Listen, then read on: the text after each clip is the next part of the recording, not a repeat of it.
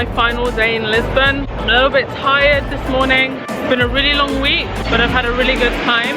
Today I'm gonna just wrap it up by seeing a couple of the things that I haven't had the chance to during the week. I'm gonna head off to Alfama now. After this, hopefully Time Out Market and get myself some sardines and those magnificent pastries. Believe it or not, I have been here an entire week and I have not had one of those pastries. So I'm gonna make sure that I have one today before I go. Passengers packed the historic number 28 train, which winds through the steep cobblestone streets of Alfama, which is one of Lisbon's oldest areas. Historically, Alfama was situated outside of the city walls and was condemned to a place of extreme poverty. Today, it's transformed itself into a fashionable and artistic district, attracting many tourists whilst keeping its historic charm. After soaking in the atmosphere and window shopping, I headed up the winding streets to Castel de Jorge. I can see the line and it's a long one. I've arrived here at peak time, so that's pretty much to be expected. Whilst the castle grounds were magnificent, at this point of my trip I was feeling pretty exhausted from walking around and the sun definitely didn't help.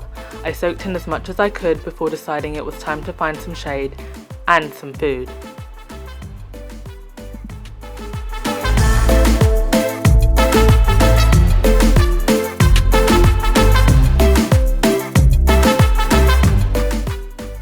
I stopped by Pastelaria Santo Antonio to taste what I was told were the best custard tarts in Lisbon.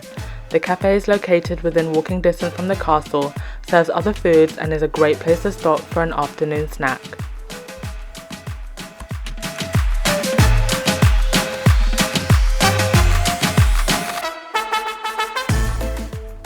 So, did the custard tarts live up to their reputation? 100%. So that was pretty darn delicious, and as you can see from the video, they actually baked those fresh and put them straight out to sell. I could still taste the soft creaminess. You could tell that it had come straight from the oven and it was absolutely delicious. That was a great starter for where I'm going next, and that's the Time Out Market.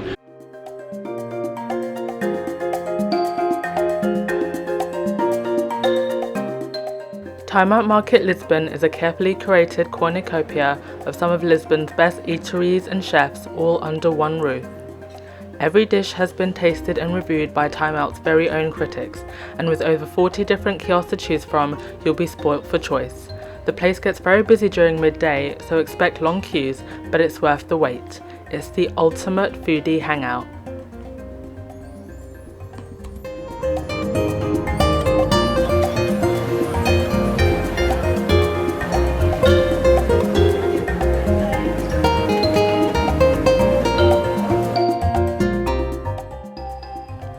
And that pretty much brought my time in Lisbon to an end.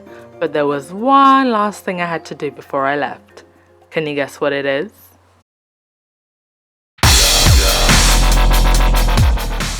Is any backpacking trip complete without a good old-fashioned pub crawl?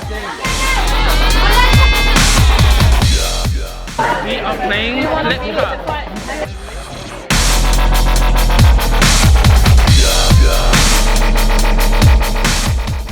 And that wraps up my Discover Lisbon series. Make sure you go back and watch the other videos in this series if you haven't already. Hit that subscribe button and keep watching for more adventures.